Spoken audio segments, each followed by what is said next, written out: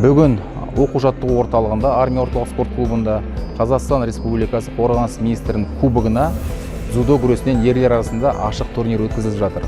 Аталған турнирге Қазақстанның барлық өңірінен 13 команда қатысуда.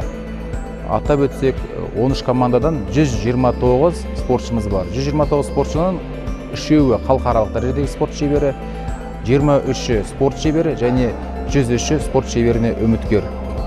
Барлық спортшылар жақсы тамаша өнер көрсетті.